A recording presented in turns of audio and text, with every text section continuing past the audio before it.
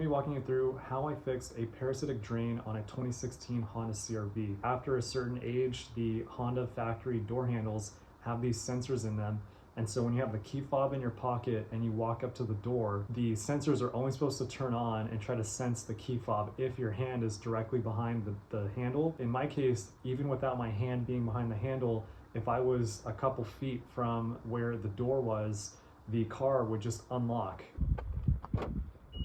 So I'm going to, so yeah, this thing automatically unlocks just like you saw the keys in my pocket right now, but we're gonna lock it. I'm gonna try to walk away without it. Just unlocked. Those sensors were always trying to detect the key fob even when the car's off, and that's pulling power on your battery. You have two options to fix it. Option one is to replace your door handles, which is expensive. Option two is to take apart your doors and then just unplug the wiring harness from those door handle sensors themselves, which is what I opted for. But you do give up the feature of that kind of ability to lock and unlock your car without needing to touch your key fob. And I do think that this is a problem that applies to basically any Honda, especially of this age, because these sensors appear to fail in an open state. So if you can live without this feature, it does help save your battery in the long run. So we'll jump into it and stay tuned. We're going to be taking off this door trim panel. So the very first step is taking out the stereo speaker here, and I do recommend picking up a plastic trim removal kit. And so you basically pry from the top in this edge right here and near the bottom, and when it comes out, you'll note you have a little push clip connector right there, and then there's a second one right there. So those are the ones you want to be pushing this thing as close to like perpendicular outwards as you can without breaking these little tabs. And then there's some additional little clips here. And then before you pull this thing all the way out, there is a electrical connection here for the speaker. And so there's a little tab that you push on that face of it that actually removes it from that. So that's the first step. We're going to remove the piece that's near the door handle. So you'll see that there's a very little tab here that you depress with a small flathead screwdriver. If you really struggle to get this piece out like I used a hook, a little one, to give me some pressure pulling outwards, and a little awl to push down on that tab. And then you also need to open up your handle to get this thing to come out the rest of the way. That piece comes out, and we can see we've got two Phillips screws. With the two Phillips screws out, we'll look into this little handle well, take a flathead, push it into that, and then you can lift up to get that little rubber piece out. And there is an additional Phillips. Now what you're going to do is you're going to use a plastic pry bar to separate the door panel from the door. So you start from the bottom. You never want to start from the top because the top's held on with hooks. And so you're basically just going to pull straight forward from the bottom to release the poppers that they have on there. These are green little poppers. You can buy replacements if you break any.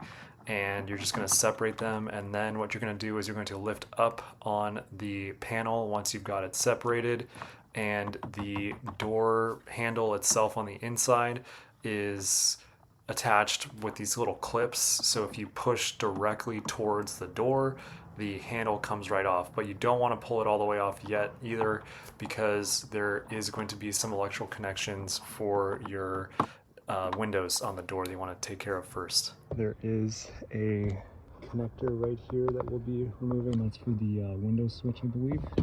And then we'll be able to take this card the rest of the way off. Now we're going to be removing the plastic water barrier film that they put inside the door. So I'm just going to be removing this from the black plastic popper that they have, and then just gently pull it down to separate it from the butyl filter membrane that they put to create a seal between the plastic and the metal part of the door.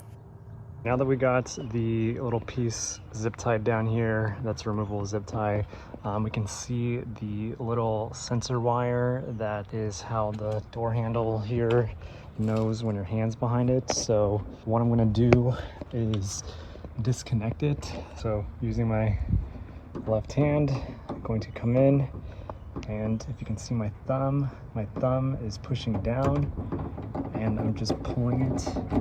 I was able to slip the piece off from the little clip in there, But now that this piece is free, you see where my tip of my thumb is? You push down on that, and that is how you disconnect the harness from the sensor in that door.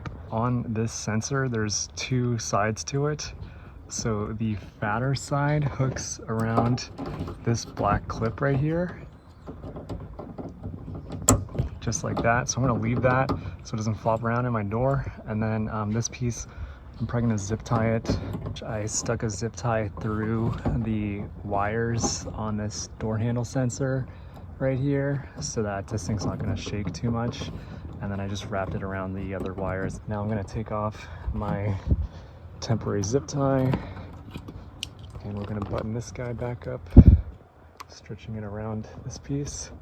I'll probably do that off camera, but I'll show you guys what that looks like. Then we'll reinsert this piece, get our door card back on, do the same thing on the driver's side door.